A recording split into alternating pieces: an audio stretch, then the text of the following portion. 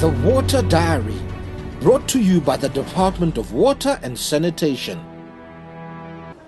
Welcome to the Water Diary, right on SABC1, Mzansi for sure, brought to you by the Department of Water and Sanitation and SABC Education. March is Water Month, where we focus on all issues related to water. And in celebrating this, South Africa will be hosting a water summit in Durban on the 22nd of March 2017. And the Water Diary and the Department of Water and Sanitation will be covering the event for you.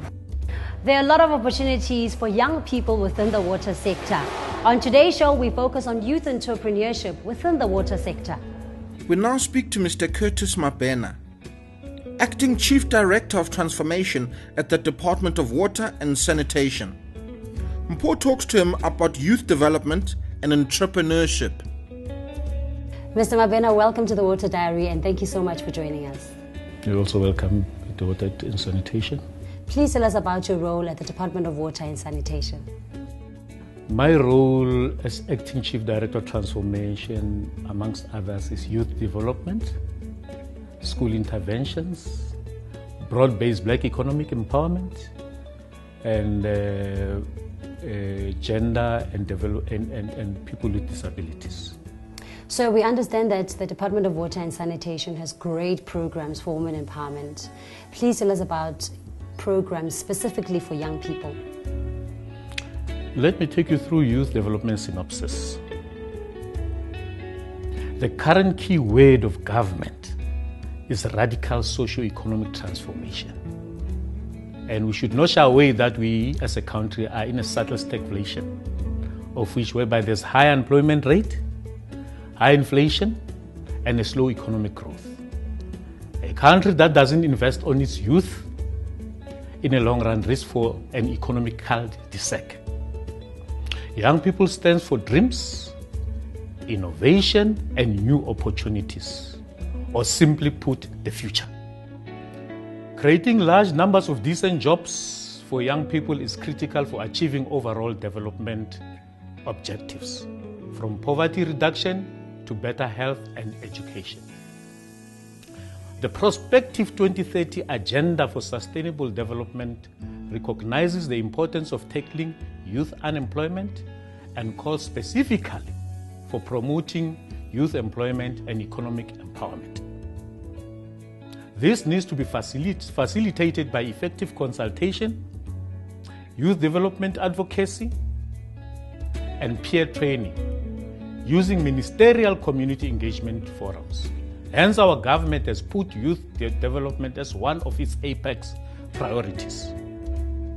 Entrepreneurship is one of the most important drivers for job creation, as highlighted in the NDP Vision 2030. Moreover, social entrepreneurship offers not only a path for young people to transform their own lives, but also a way to empower others. When given the space and opportunity to do so, young people turn their energy and creativity towards solving today's challenges and tomorrow's problems. Social, political, and economic engagements intertwine for a new breed of social entrepreneurs. Their businesses, dubbed social enterprises, aim to make profits, but to use these revenues to invest in social change. Hence, as the country, there's a need to prioritize entrepreneurship and have a reservoir of skills, not a working class, but people who will create employment and also export unemployment by selling their expertise to other countries. Speaking of entrepreneurs, we now take you to the Youth in Water Entrepreneurs event. The Youth and Water Entrepreneurship event is organized by the Water Research Commission. Let's find out more about the event and the various stakeholders participating. Today has been an event organised by the Water Research Commission in partnership with a range of organisations that are active in the youth and entrepreneurship space in South Africa.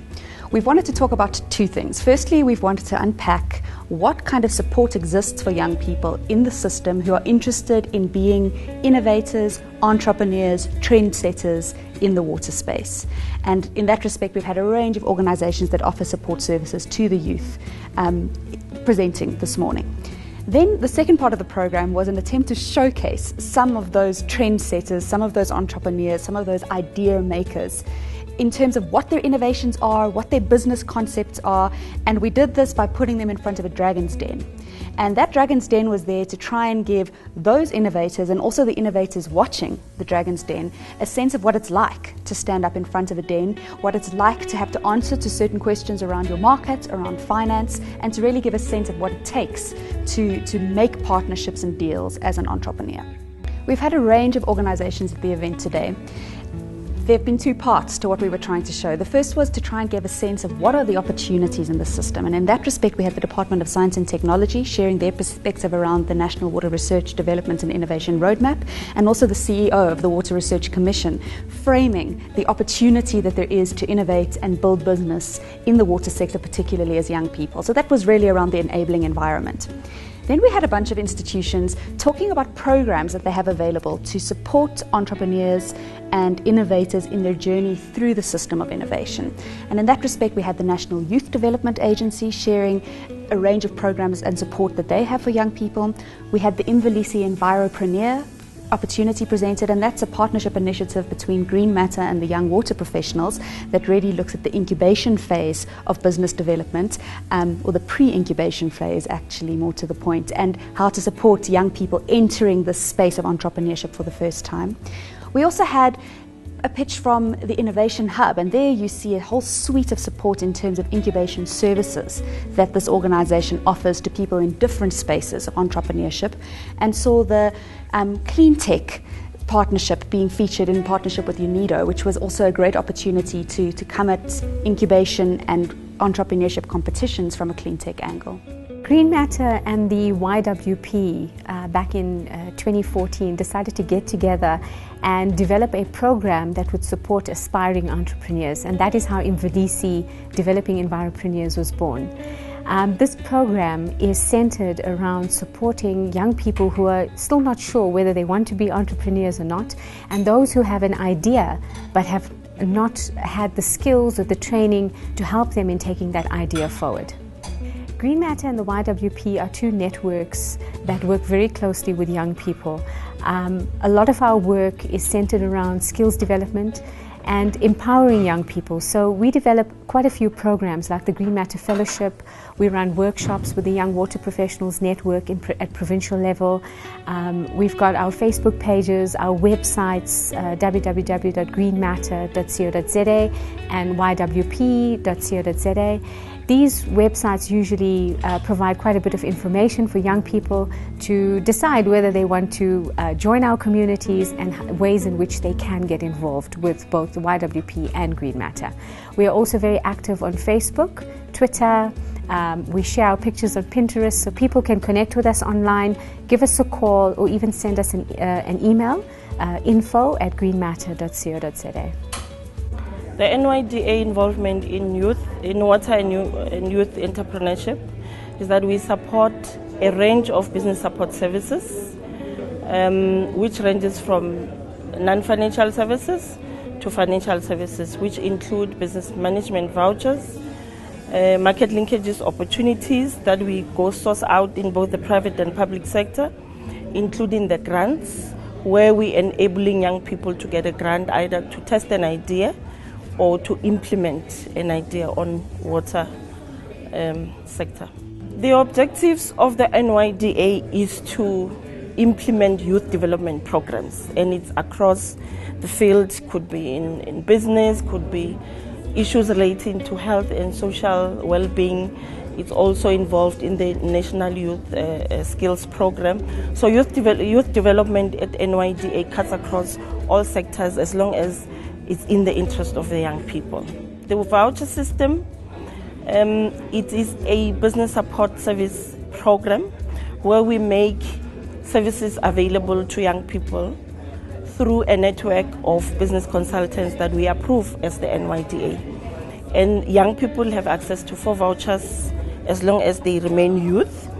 And it ranges from business management, relevant IT-related services. It could be a voucher on business feasibility, where a young person would want to test an idea and make sure that by the time they develop a business plan, it is on an idea that they have tested.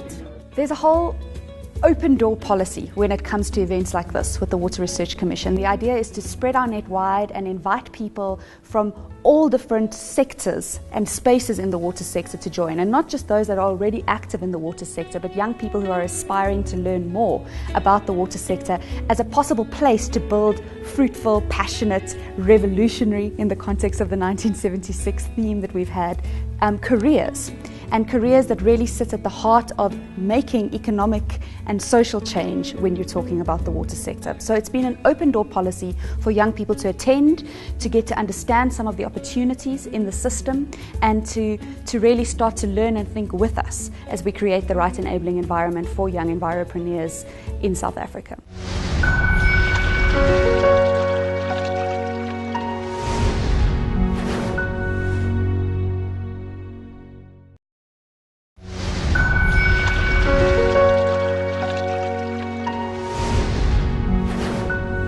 The Water Diary.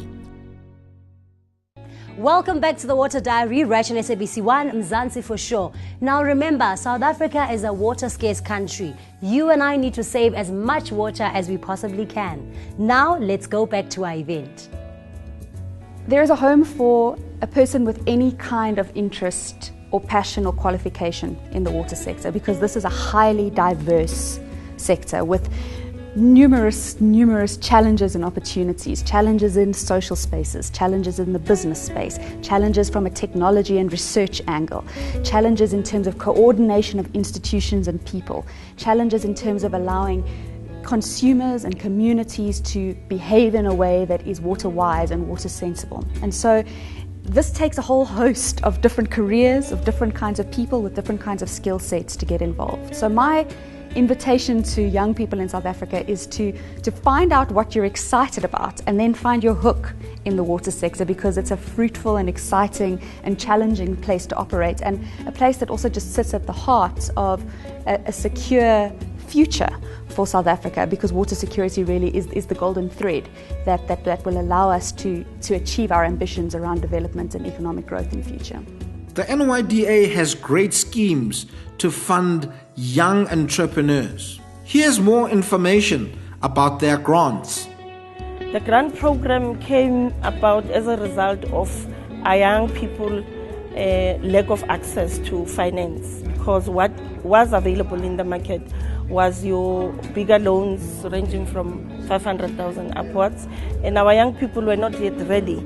The second gap that we were trying to address was that if you go to the startups, the pre-startups, they would want to do small things, to test ideas or even to start businesses, but on a small scale, and there were no support available. So NYDA made sure that we have grants that are starting from 1,000 to 100,000, so that young people can do all those business activities.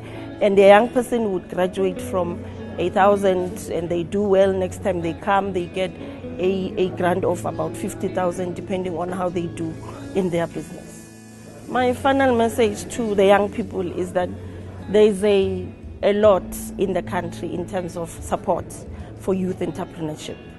As NYDA, we are mandated to coordinate and facilitate resources that are available in the country to make sure that young people can access. So I would say a young person who wants to go into business or who is in business currently, want to grow, there's a whole lot of opportunities. You can get information from our website, you can get information from our branches, and also we work with partners both in the local municipalities as well as national government departments. For those of you interested in getting funding from the NYDA, here are their details on the screen. So we are very excited. We are receiving continued support from the Department of Science and Technology as well as the Department of Environmental Affairs in launching and driving our next round of initiatives. The first 4 initiatives that are coming up are 4 workshops in Durban, KwaZulu-Natal, the Free State, Mpumalanga and the Northwest. These workshops are going to take place between September and October, and we urge people to go to our website and have a look at how they can apply to be a part of this. Secondly, we have got the boot camps coming up in 2017. We've got 2 boot camps. We are taking 40 participants or aspiring entrepreneurs who want to join us. There will be a separate call that will open in October this year for that boot camp, and that will be followed by another 2 boot camps in 2018. To get more information on the Imvelisi Developing Enviropreneurs workshops, here are their contact details on the screen. You can also log on to their website. March is Water Month. South Africa will be celebrating World Water Day on the 22nd of March. Mpoputini now speaks to Mr. Lennox Mabaso about an amazing event that will be held in Durban. Mr. Mabasa, it's National Water Month. What programs do you have as a department in celebrating this?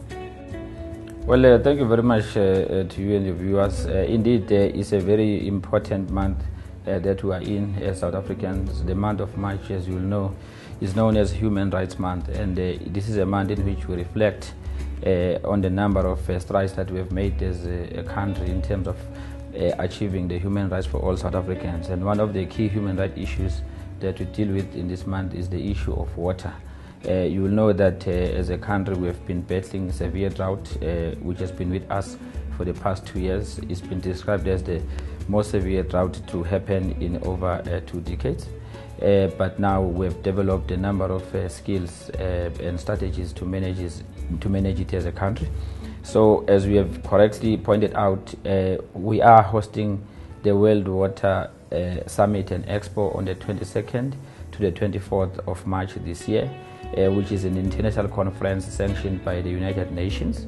It will be attended, it's a prestigious event which will be attended by the presidents from various parts of countries of Africa, ministers, and all high-profile delegates who will be converging here to deliberate on a number of issues that are pertaining to water, a number of challenges that we still have when it comes to ensuring universal access for water in the continent of Africa. You will also be aware that as Africa we are part of the signatories to the new Sustainable Development Goals, of which one of the key issues there is that we must ensure that there is universal access in the next 30 years by all South Africans and Africans in general. So we have a collective responsibilities of ensuring that Africa as a whole is able to respond to the sustainable development requirements. So we are excited that this conference will be hosted in KwaZulu-Natal, which is also going to demonstrate the province's capacity to host major events. This conference will be officiated by our own state president, His Excellency Mr. Jacob Gedleyihlekisa Zuma. Of course, as I indicated, it will include experts from the fields of water, engineers, and everyone else who are going to actually ensure that they impart relevant knowledge for us to be able to address emerging water challenges and to observe new trends in the water sector.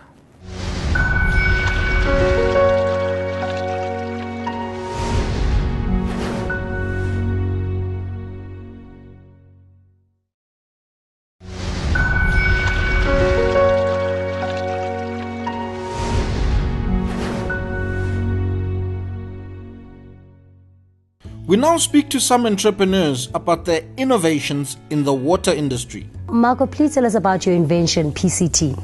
PCT stands for Pico Conduit Turbine. So what I've done is I've developed a turbine that can be installed onto a pipeline and with which you can then generate electricity for multiple uses. We've got various sizes, different generating capacities that the turbine can generate, and it goes all the way from a household level up to larger systems that municipalities and mining and irrigation boards and so on could utilize to generate electricity at remote sites. Yeah, the Aramli is a low flush toilet. We call it a micro flush toilet because it flushes on just 2 litres of water. Now most toilets that people are using flush on 6 litres or 9 litres, and so what we see with this toilet is it's a way of saving a lot of water. So each user might save maybe 30 litres of water a day. It's a beautiful design. It's inspired by the arum lily, and the arum lily's got a vortex kind of design. The vortex of the arum lily is a pollination process, and we've taken that vortex for cleaning off the bowl of the toilet. and then it's got a gush flush, which is really the power of the toilet, which pushes the waste out of the toilet confidently every time for 2 liters of water. AquaTrip is a water leakage detection system that detects any leaks in your house, building or infrastructure, and it automatically shuts off the leak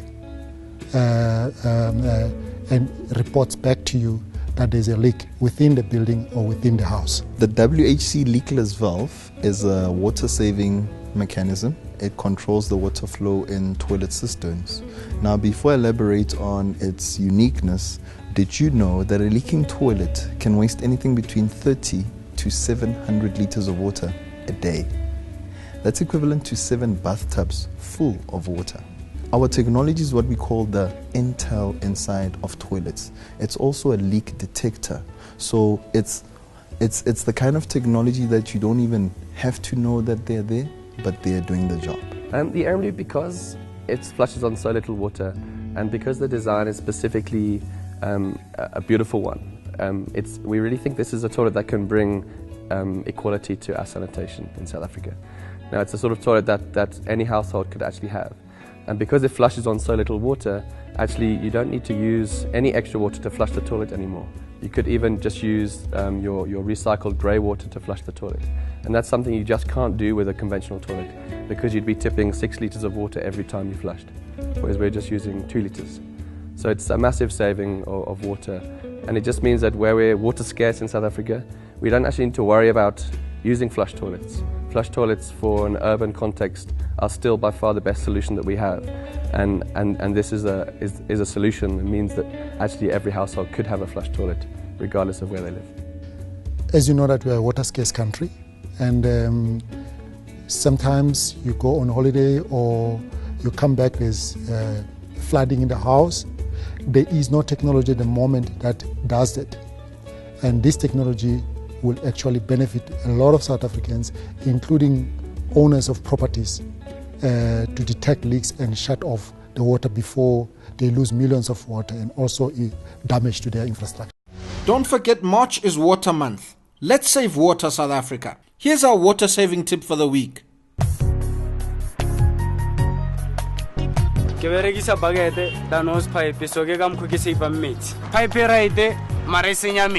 This is our water saving tip of the week. Don't forget to get in touch with the Department of Water and Sanitation. Our details are on the screen. There's so many opportunities in the water space for young people, and I really hope that you and I will utilize them. Thank you so much for joining us once again right here on the Water Diary on SABC1. Remember, the show is brought to us by the Department of Water and Sanitation and SABC Education. We're on social media. Interact with us, send us questions, send us those comments. Kimpoa Putini, let's do this again next week, same time, same place.